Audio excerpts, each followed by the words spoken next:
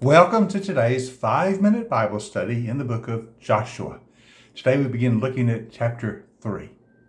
Now, chapters 3 and 4 are concerning the crossing of the Jordan River. You remember in the first two chapters, God had told Joshua, it's time. You're going to cross the river and begin to take possession of the land. I will be with you. So Joshua had given orders to the people, get ready. We're about to move.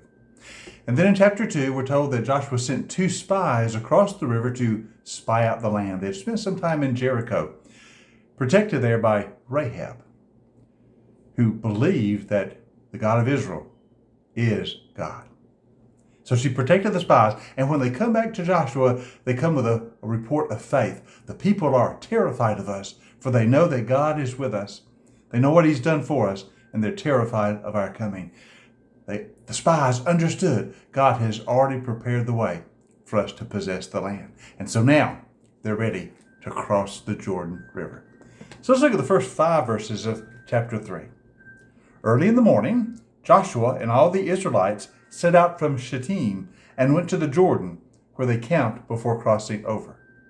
Now, they had been camped at Shittim just inside the eastern part of or across the Jordan River, I should say.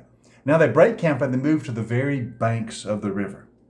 And after 3 days, it says, the officers went through the camp and gave order to the people, when you see the ark of the covenant of the Lord your God and the Levitical priests who are carrying it, you are to move out from your positions. You are to follow it. Then you will know which way to go, since you've never been this way before. But keep a distance of about 2,000 cubits between you and the ark. Do not go near it. So Joshua told the people, consecrate yourself, for tomorrow the Lord will do amazing things among you. So they're camped right on the bank of the river now. And Joshua gives the word, tomorrow you're going to see something amazing. And they're given the instructions, follow the ark. Now, of course, the ark of the covenant represents the presence of God among the people. The Ark of the Covenant really represents the footstool of God's throne. They conceive, of course, properly of God as sitting on his throne in heaven. He is Lord of all. And his contact with them is through the tabernacle. And in the Holy of Holies sits the Ark of the Covenant. And on top of the Ark is the mercy seat. And they conceive of this being the footstool of God's throne. Within the Ark of the Covenant, of course, are the 10 Commandments received by Moses on Mount Sinai 40 years before. So the ark represents that God is among them. Now, normally they don't see the ark because it resides in the Holy of Holies.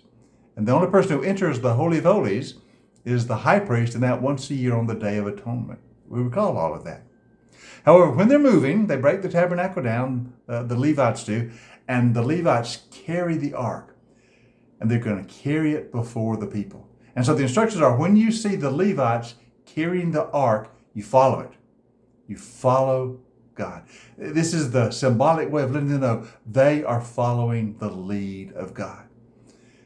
You don't go your own way and ask God to go with you. You follow where God leads you. You go where the Ark of the Covenant goes.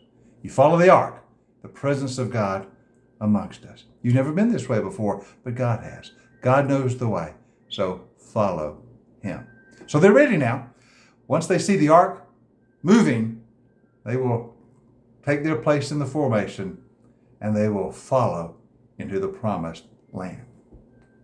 You know, it's interesting that when Jesus comes in the incarnation, in all the Gospels, when he calls to people to be his disciples, he always says, follow me. You follow me. Because Jesus is God among us. Follow me, Jesus always said.